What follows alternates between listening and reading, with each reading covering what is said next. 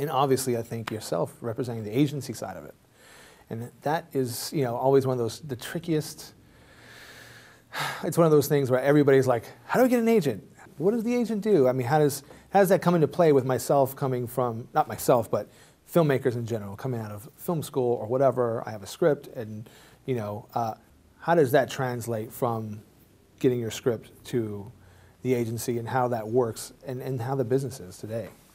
Well, I think the festivals are a great place for filmmakers to get discovered. So that's still pertinent. I mean, obviously that's always been like the very classic route. So it's still, I mean, you guys still, and obviously your partner at Gersh. Yeah.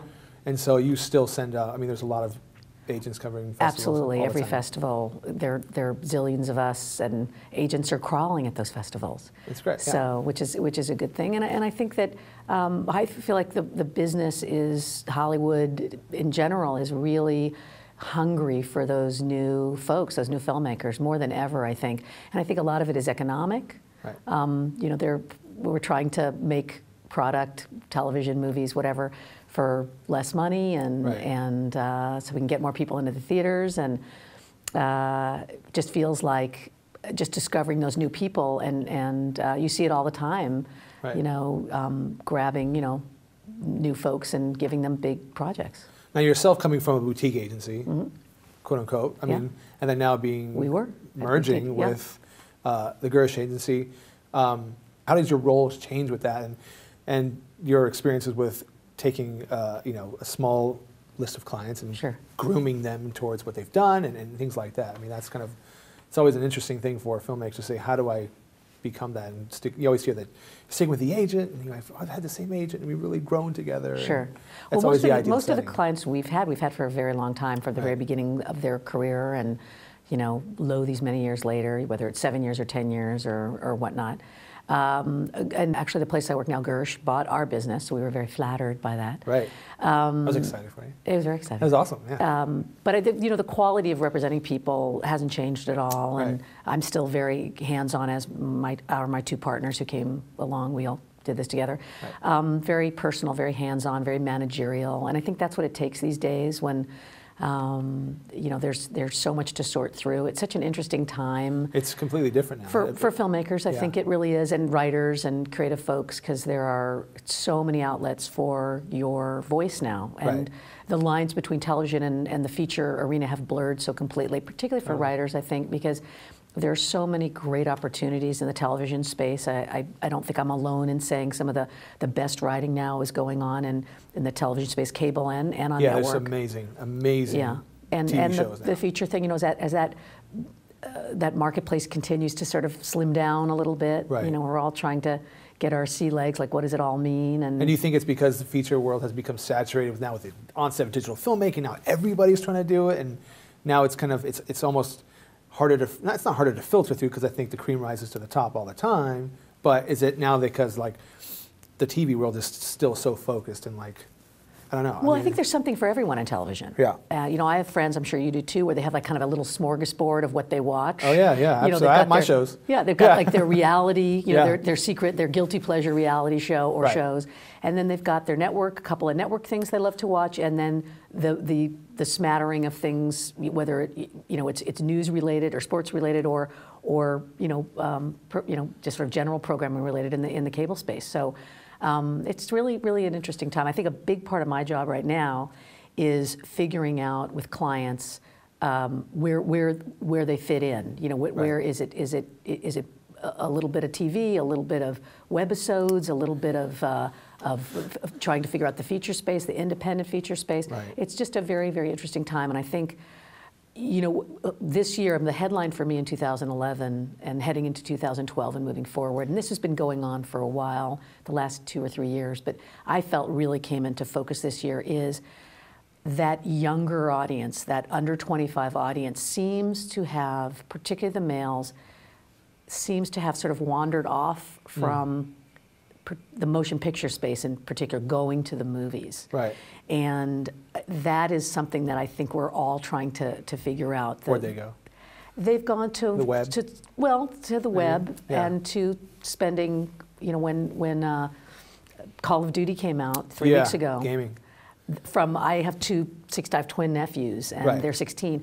They didn't emerge from their room from Thursday to Sunday. I forget how huge the culture of gaming is. $775 million in sales in 4 days. That's insane. It's insane. And no movie, even no, a big Hollywood movie, exactly. that's a real hard number to hit. So that audience has kind of wandered off a little bit, and I think we're all trying to figure it out. I think it's behavioral because those young guys have other things to do. And there are still writer-directors basically working on games as well. I mean, there's a lot of guys doing that. Sure. I think it's economic because going to the movies is more expensive, and getting there is expensive if you need to drive or trying to figure that out. And I think it's also technology, exactly what you're talking about. Most of the folks, whether it's my nephews or not, they're just as happy, balancing their iPads on their stomachs, laying in bed, looking at all the stuff they're looking at. So it's a really, really interesting moment as we kind of move forward here, trying to figure out who the audience is, where are they, how do we reach them, and in Hollywood's case, how to monetize that. And it seems very up for grabs right now. It seems like it's very, where Hollywood had a strong grip on kind of where everything was going. And then what, like 4 years ago, I think everything just kind of shifted, and it was like, I think there's still a lot of people locked into an old business model. And I think having been at a boutique agency, I continue to be now that I'm at a bigger place, I'm a very boots on the ground kind of agent. And part of my job is really keeping my ear to the ground and knowing, and I like to do this myself anyway, I'm very interested in the trends and where we're going and where are we headed. And when a movie, on a Monday, I am that Monday morning quarterback. Why did that movie work? Why didn't it work? And I think more than ever, we have to be looking at that and figuring it out in a constructive way. I know Hollywood likes to be kind of ghoulish and dance on people's graves when movies don't work. But for me, it's more of an analytical thing.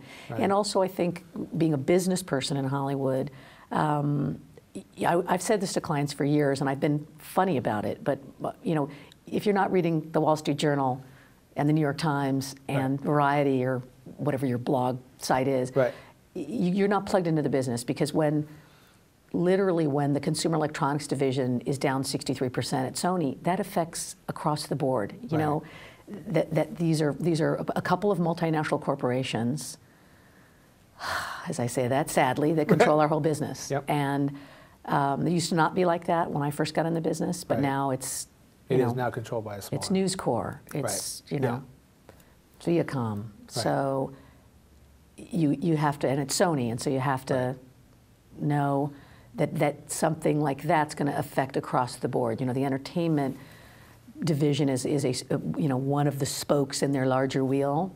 So I think I'm probably sounding like Miss Business Head, and I don't mean to, but it's such a huge component of the artful part too. And I think that's a lot of times for first-time filmmakers that come out and they, not that they have this, starry-eyed look and whatever. I mean, but they have to understand that you're stepping into a larger world, and a larger world of a conglomerate. It's a business. I mean, it's a model, and it works this way, and it's more than just But I'm also fascinated too, and I really think the future is filmmakers choosing not to deal in that corporate Stein business. It's happening more and more. And whether it's YouTube, which is probably, even saying that sounds like I'm making it sound old school and whatever. But there are so many other outlets for creative people, for artists. So do you, as an agency, do you still deal on, I always hear, people are doing so many more webisodes, and I'm always, for myself, I'm like, it's always seems so, not something that I'm interested in doing, but so many people are doing that, and I know a lot of studios are dedicating a small little portion of things. They're throwing a little change out here to do webisodes and things like that. And I see that. Well, I think micro-budgeted movies, I would say, and of course Hollywood's version of micro-budgeted movies like $7 million or less. Of course. I'm being funny. That's true though. Yeah. It is. But you talk to studio executives now who say we're going to make gigantor movies that cost $200 million or more, or we're making micro-budgeted movies. There's no middle. Well, Paramount just had that $200,000, $300,000 flicks segment, right? Correct? Or well, they have Paramount In Surge. In Surge, that's what it is. Yeah. And look at Paranormal Activity for them is one of those bountiful, unpredictable things that you sort of love about the business. But our friends at the other studios are saying the same thing. So, and that provides a tremendous amount of opportunity for new people. Exactly. And new voices and I feel like it's more wide open than ever, which is great. Right, at the same, yeah. And exciting. Yeah, and I think that's, I've always, you guys have always been, mentors to me for a long time, and have always provided that level of hope, like, hey, you just keep keep doing what you're doing, and doing it smart, and really doing your research and your homework, and blah, blah, blah, and there is opportunities. And when I was speaking about the festivals before, this is just my opinion, but I feel like even, Sundance and some of these other things are just so overrun. To me, they seem even corporate-y. They're very corporate, yeah. They're all those corporate sponsors. I feel like, to a certain extent, I think it's a very exciting place, and it's certainly a fun place to go to. But it definitely is a PR thing for studios. It's the big films out there a lot of times too. Yeah, because I know feels like even that's been co-opted to a certain extent. By the powers that be and the corporate-y, von Corporatstein people. Corporate-y, von Corporatstein. Yes. So it's but I guess there are so many outlets, and that's what's great. So so that's what it is. That's the basic advice for first-time filmmakers, and say there is so many outlets now more than ever. Yeah, put it on. And then in film festivals, it's probably still the best route to get I think agency awareness. That's the starry, big, explosive way. But there are a billion. I know that there are junior executives at the studio who monitor YouTube all day long. They absolutely do. And so it's however you can shoot it, however you can make it, however you can get it out there. Somebody's likely to see it. Yeah. So it's a good time.